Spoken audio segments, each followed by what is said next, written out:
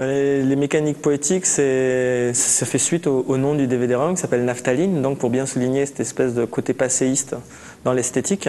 Voir une vieille photo en noir et blanc, ça génère une mélancolie qui fonctionne plus que voir une photo en 3D. Pour ma part, donc j'ai travaillé là-dessus, c'est une sorte de séduction pour que les gens trouvent les images belles. Donc c'est un code que j'ai trouvé tout de suite très rapidement dans mon écriture et que j'ai toujours gardé. Et après j'ai trouvé ça très intéressant de confronter tout ce qui est très moderne à ce qui est très ancien. Donc du coup, j'ai une belle esthétique et j'ai quelque chose d'anachronique. Oui, le fait qu'on ait des dispositifs comme ça, un petit peu high-tech, entre guillemets, dans des habillages un peu vintage, enfin ce qu'on appelle plutôt steampunk, c'est assez intéressant et en même temps, ça apporte un certain nombre de contraintes, notamment pour le vélo, une fois de plus, pour la cage aussi.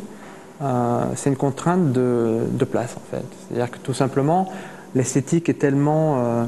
on va dire complexe et le cahier des charges est tellement fort sur le point de vue esthétique qu'en termes d'intégration, ça devient plus compliqué pour le technicien qui est obligé d'arriver à caser tout un dispositif dans une petite sacoche de vélo ou d'arriver à caser un PC dans un petit coffre en bois qui va être comme ça avec 3 élimes dedans et plein de petites cartes électroniques. Donc c'est intéressant, mais surtout ce qui est le plus gratifiant au final, c'est que tout ça on ne le voit pas.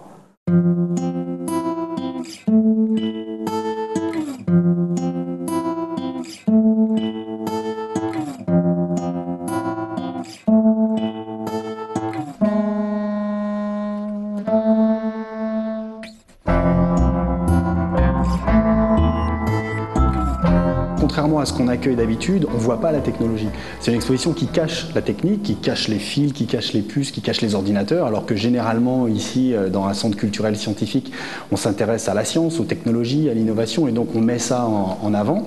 Là, cette fois-ci, on les cache.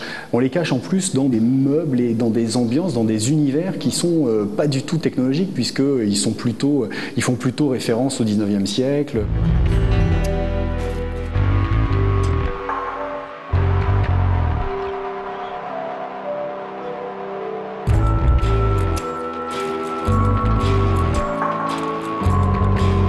Ce qu'on voit, c'est l'objet steampunk, l'objet Jules Vernesque, avec du cuir, avec des plaques ciselées, etc.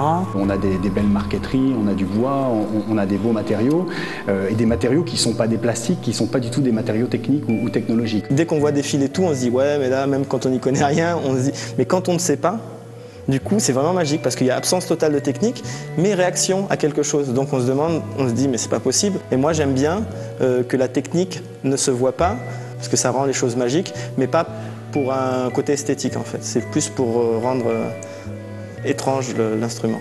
Il y a une poésie qui se dégage de tout ça, parce qu'on a un objet au look antique, qui fait des choses postmodernes, qu'on imagine à la limite pas sur des objets même du quotidien. Et c'est vraiment ce qui fait la force, je trouve, de ces créations. Alors, en fait, c'est la réunion d'une machine à coudre, le pied d'une machine à coudre.